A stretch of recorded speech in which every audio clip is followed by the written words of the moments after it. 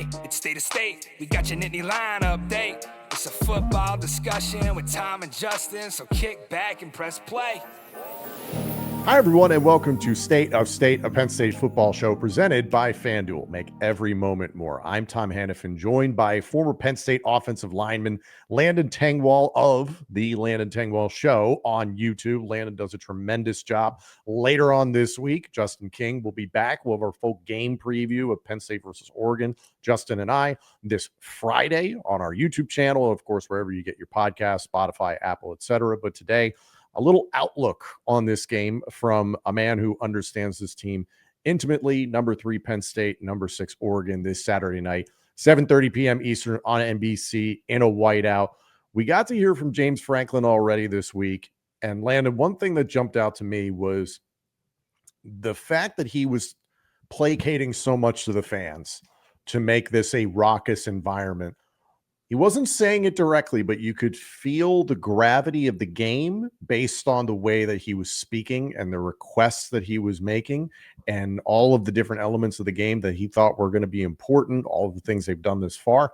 You can just kind of feel it. Did you get that same impression?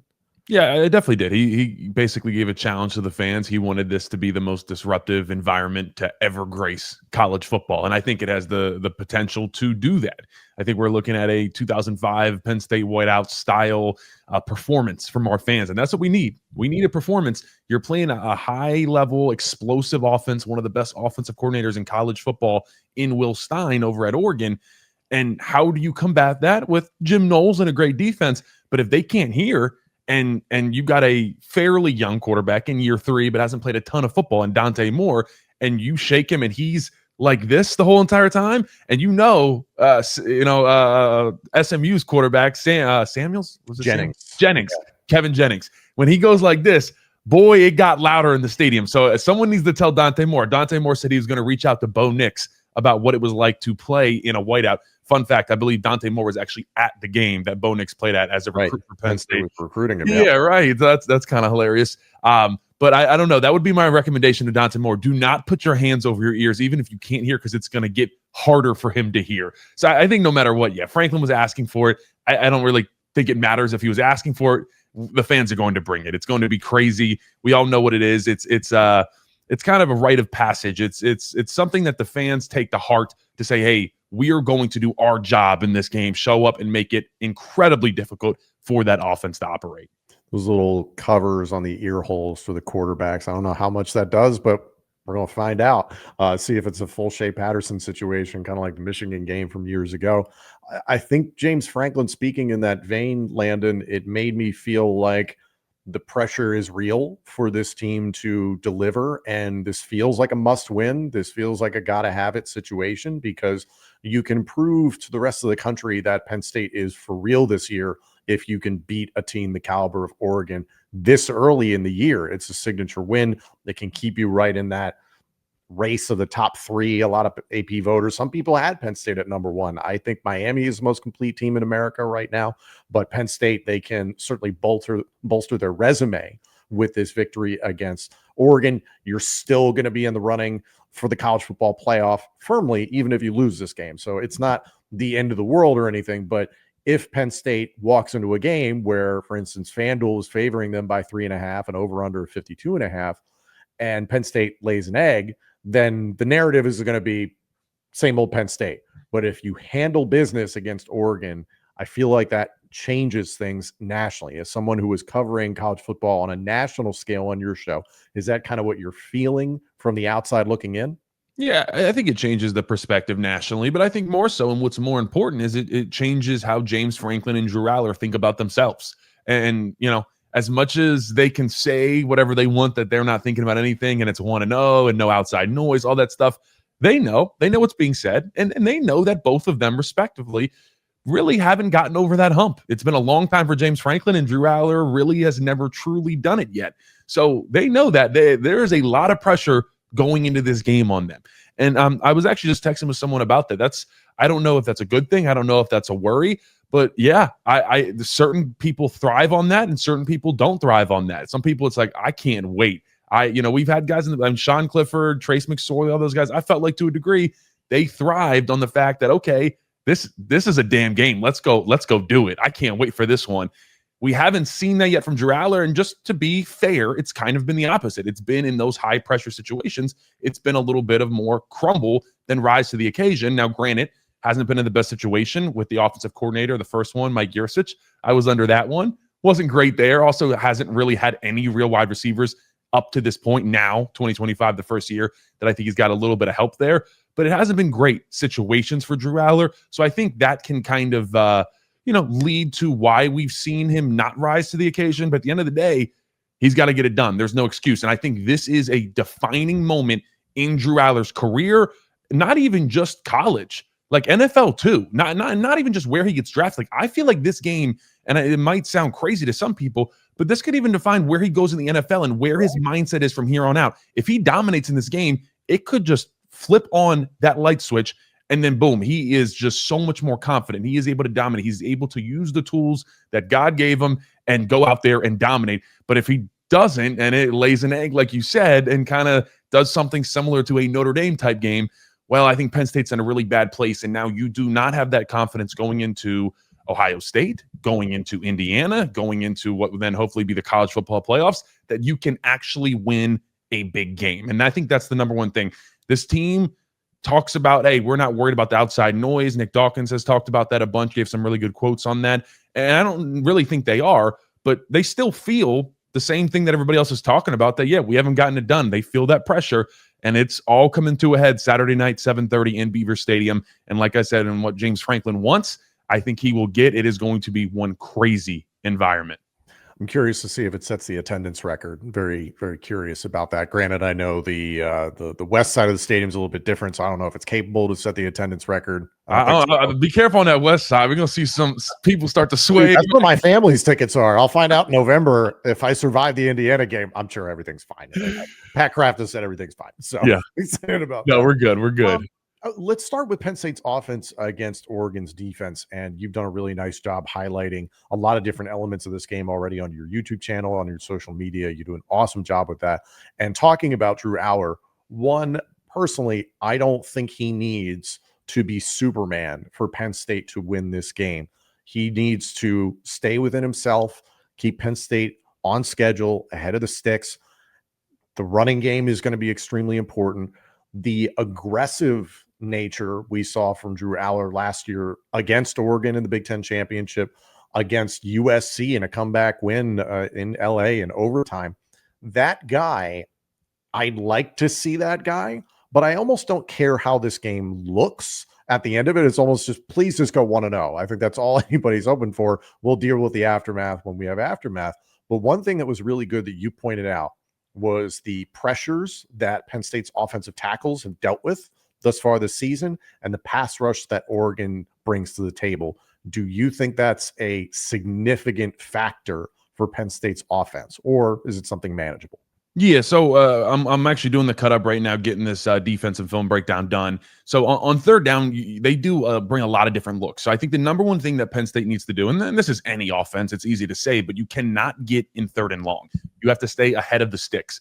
You get in 3rd and 7 or longer, and you are not in great situations for Penn State, because you have still, as much as we really like the wide receivers, and I think especially Trevor Pena can get open one-on-one as a great route runner, but still kind of unproven wide receivers against, very good DB talent.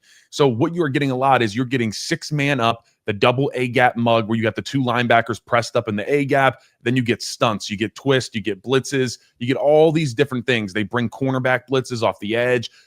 Tosh Lupoi, their defensive coordinator, does a lot of different things to try to mess with the offensive line's head. And then as you mentioned, just kind of straight up pass rush. I'm not overly confident right now in what I've seen from Drew Shelton, left tackle, and Nolan Rucci, right tackle. Now, who they have is Mateo Uiagalelei, who led the Big Ten in sacks last year.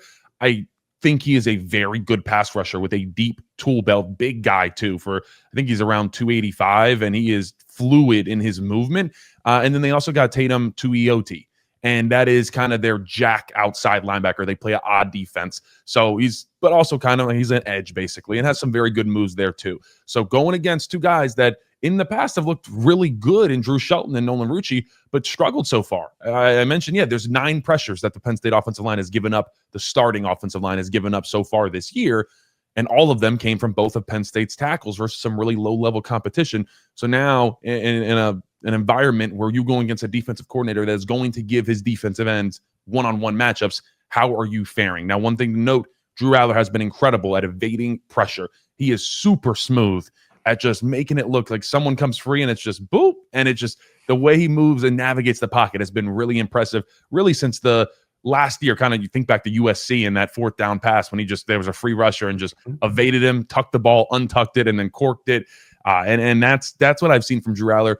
For me, you talked about Drew Aller.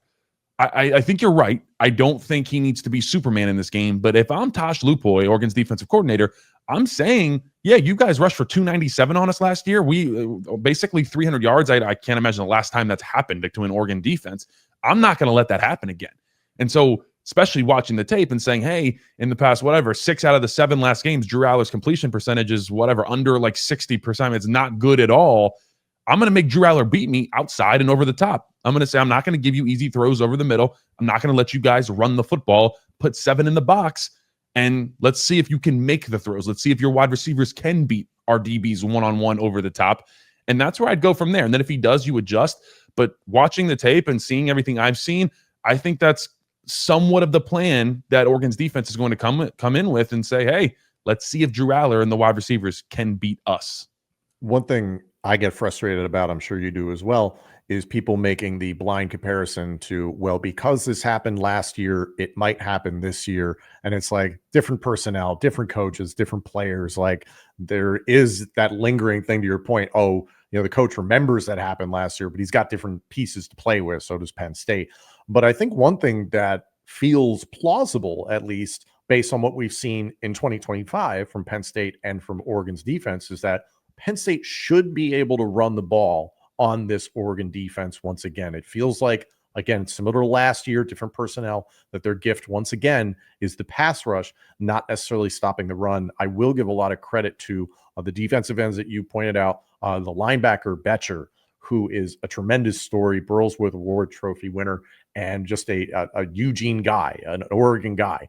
He reminds me a little bit of Josie Jewell from years ago at Iowa, in the way that he operates and the way that he plays. And I remember him giving a guy named Saquon Barkley a hell of a time in Iowa City years ago. So my question to you is, do you think Penn State can run the ball at a successful clip? Yeah, I think that probably is the question of the game, or if not, it's one of them, because normally I would say yes. And if we were coming in, let's say this game was week 1 and we're coming off last year, I'd say, oh, no doubt they're going to dominate. And what I've seen from this Oregon front 7 is they've taken a little bit of a step back. Derek Harmon, 1st-round draft pick to the Steelers. His replacement, Amari Washington, is probably still the best defensive lineman on that squad at defensive tackle, but seen him get moved a little bit. He's not as good as Harmon is. And then Tion Gray is someone that's their nose tackle, bigger guy, but not overly impressed with him either. Bear Alexander, someone that Penn State went after in the transfer portal. After watching the tape, thank God we did not get him. He gets absolutely abused in the run game. Nothing. No, he is a professional transfer portal hopper. He gets a bag everywhere he goes, and congratulations to him. But Georgia, USC, and Oregon, what have we really seen of him? Listen, I'll be honest. Like I said, I don't normally like to call guys out, but my God, talk about getting a bag and just looking like you do not care. But put that to the side. Power to him, but yeah. Hey, look, I'm sure that bank account's looking great for him. I want to say yes, but like I said, I think the two factors there are, as I said, does Lupo, if you're watching the tape and you say, yeah, I think I want to try to take away the run. They haven't shown that they're able to pass over the top and outside. Like I said, that's where I want to make them go. And then you add on to the fact that, yeah, Penn State's offensive line and their run game hasn't been great so far this year. It's been kind of questionable. Got kind of on track there against Villanova at the end, but that is Villanova. You're expected to do that. There was multiple times where they just gave us great looks, and we pushed them off the ball very easily. But the first couple of weeks, we had issues with combo blocks, leaving defensive linemen just in the hole, linebackers coming free, and not looking. I think the number one thing is not looking like you're having fun. Not looking like you want to bury the man across from you. And that's what I've seen from Oregon so far. If you want to be honest, across the board, They're flying around, they're explosive, but they're having fun playing football. It hasn't looked like Penn State is having a ton of fun playing football. They need to have fun Saturday night in Beaver Stadium. State of State is a proud supporter of Blue White Outfitters. Blue White Outfitters was created as a retail shop meant to highlight the confidence, competitiveness, and fearlessness of the elite athletes found throughout the history of Penn State University. Check out their Lockdown U and Lawn Boys merchandise today. All sales from Blue White Outfitters directly benefit Penn State student athletes. Also, official State of State merchandise is available now. Support the show and grab State of State t-shirts, hoodies, hats, and more. Visit www.bluewhiteoutfitters.com today. State of State, or Penn State football show, is presented by Delete Me. Delete Me makes it easy, quick, and safe to remove your personal data online at a time when surveillance and data breaches are common enough to make everyone vulnerable. Data brokers make a profit off your data. Your data is a commodity. Anyone on the web can buy your private details. This can lead to identity theft, phishing attempts, and harassment. But now you can protect your privacy with Delete Me. The New York Times Wirecutter has named Delete Me their top pick for data removal services. Now, I understand what it's like to have an active online presence, both personally and professionally. So privacy is extremely important to me. Have you ever been a victim of identity theft, harassment, doxing? If you haven't, you probably know someone who has, and Delete Me can help. Take control of your data and keep your private life private by signing up for Delete Me now at a special discount for our listeners and viewers. Get 20% off your Delete Me plan when you go to joindeleteme.com/pro and use the promo code PRO at checkout. The only way to get 20% off is to go to joindeleteme.com/pro and enter code PRO at checkout. That's joindeleteme.com/pro, code PRO. Delete Me. Your personal data is yours again. I think the area where Penn State has had the most fun is on defense. I think that's been very clear. The way Penn State's defense has played this year so far under Jim Knowles, the defensive coordinator, has been extremely encouraging. Going up against this Oregon offense, Dante Moore, Jacorian Moore, Kenyon Sadiq, these talented group of running backs. I mean, there is a lot that Oregon puts on the table here. And I know, again, coming back to something that annoys me, I know it annoys you, is people saying, well, it takes 3 years for Jim Knowles to install his defense. Well, he played them twice last year and he lost to them in the regular season. And then people just forgetting about what happened in the Rose Bowl in the college football playoff last year. And oh, by the way, that was last year. It was a completely different school for Jim Knowles at Ohio State and a different roster. It's just, it's unbelievable. But from what you've seen of Jim Knowles, what do you think he wants to do to this Oregon defense? Yeah, I think he wants to disrupt Dante Moore. I think that's the number one thing you need to do. You look at Jim Knowles, and we've talked about people being vanilla. That's all we've heard about, of how these offenses are vanilla. And, you know, Penn State hasn't shown a lot. Oregon hasn't shown a lot. Oregon's shown actually a ton. I do think Penn State has been fairly vanilla to a degree.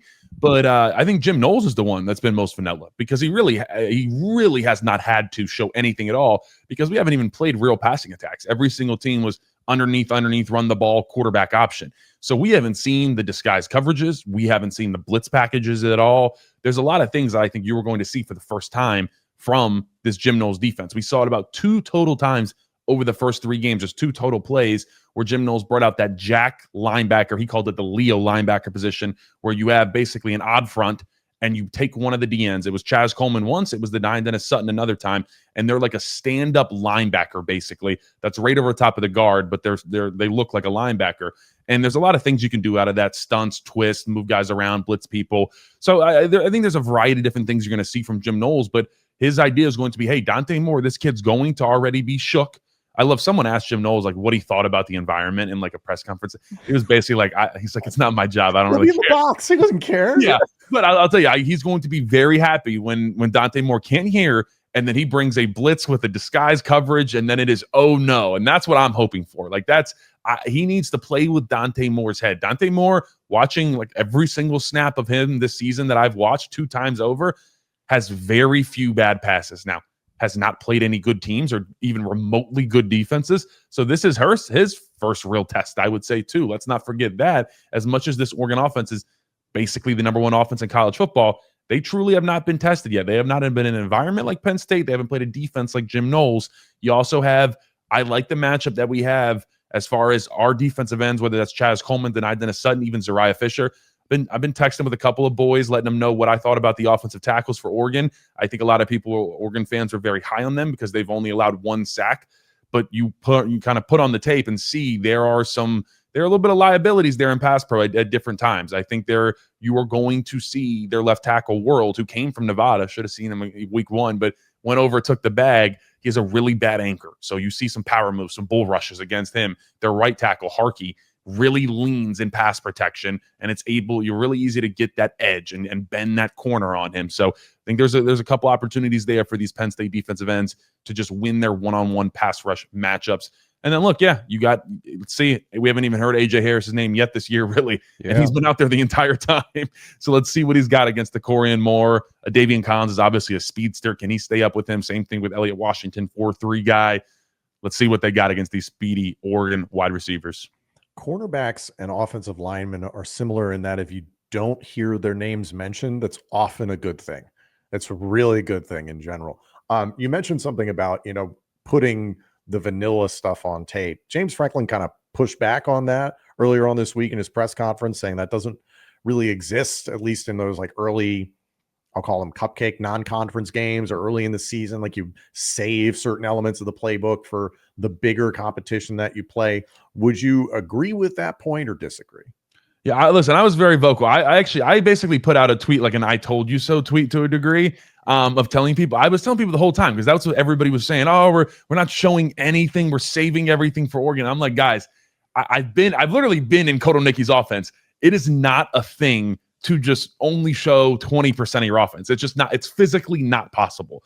Now, so Franklin was very honest, and everybody was like, "Oh, sure, yeah, he's just saying that." I'm like, no. The answer he gave was, yeah, you run different things against different teams. You game plan. That's what game planning is. You have certain things that, yeah, we have this certain run scheme that we don't like against Villanova, but yeah, you're going to see it against Oregon, and it might look different because we say, hey, we're going to go 2 running backs in the backfield and have a lead blocker as one of the running backs, or, we really like gap scheme against Oregon, but we didn't like that against Villanova at all. So, that's really what it comes down to. And then, yeah, do you have certain things that you've had early in the season that you say, yeah, we're not going to pull out till Oregon? Yeah, you absolutely do. You have a certain route concept that you think is very good against, different coverages that they run.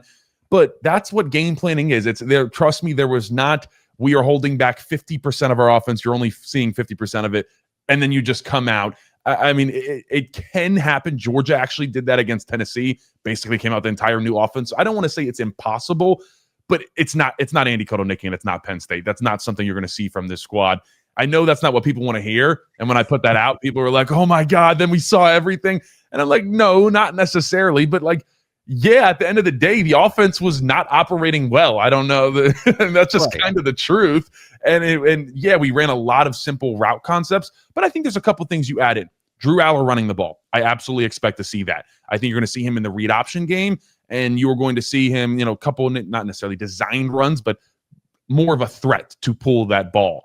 I think you are going to see more complex route trees. I don't think we saw very much at all. In the Villanova game, we did run like 3 total passing concepts the entire game. So I think you see more of that there. But overall, I mean, like, run game is run game at the end of the day. Like, there's only a certain amount of power, counter, inside zone, outside zone. Like, there's different ways you can run it, but there's only a certain amount of schemes that there even are in football, and that's kind of what it is. So, no, for the most part, yes, we have seen what Penn State's offense is. Yes, you will see wrinkles this week that you have not seen before, and I think, it is kind of the week to, hey, let's throw the kitchen sink at it. Let's see what works. This Oregon defense, and really Oregon defense and offense, incredibly multiple. That's what James Franklin talked about in his presser, but that's the truth. I've seen so many different looks from this Oregon offense. They do a lot of motions, a lot of jet motions, and they do a million different things off of that motion. And then you look at the defense. As I mentioned, you got 3 down, 4 down, 5 down. You have to get ready for all those different fronts. As an offensive lineman, you have to have a call, an idea going into the game. And normally you go in and say, okay, we got a 4-down team or we got a 3-down team. And I know that when we run inside zone, I have a B block with the backside tackle. When we see now, it's, hey, I don't know if I have a 3, if I have a 4, if I have a 5. You got to think about all that. If you are Drew Aller, Oregon literally runs every single coverage in the playbook. I've seen cover one robber, cover two man, cover three quarters. I mean, you name it, Oregon runs it. So actually, anybody that says Oregon has been vanilla at all, not the case at all. I think they've actually put an incredible amount of film on tape of just variety of different things saying, hey, get ready for everything and take a guess what we're going to run. There might be an attempt to show tendencies intentionally, and you're trying to set up formations for them to make assumptions off of, because we saw this on tape, they'll go back to this play, but then you do slight variations off of something they saw before. They're assuming one thing's going to happen, you do something else. And that is a smaller portion of the playbook than you realize, because especially with Kotelnicki's offense, all the pre-snap motion that he does, it takes a while to time that and make sure that's in perfect concert with everybody in the offense. So yes, it will take 3 non-conference games to kind of figure that stuff out in live action. And then, oh, by the way, once you get underway, okay, now we're going to start showing like a little bit more depth to this now that we're comfortable with it. I hope at least that's what you're going to see from Penn State. According to our friends at FanDuel, Penn State currently has the second best odds to win the Big Ten championship game, second only to Ohio State. Third is Oregon, and it's very, very close on that front. And then in terms of the odds to win the national championship, it's Ohio State 1, Penn State 2, Oregon 3, Texas 4, Georgia 5. Vegas is showing a lot of love for Penn State. The fact that they are getting 3.5 going into this game at the time of this recording is not something to just be like, oh yeah, we expect that. We feel like this team is better than that.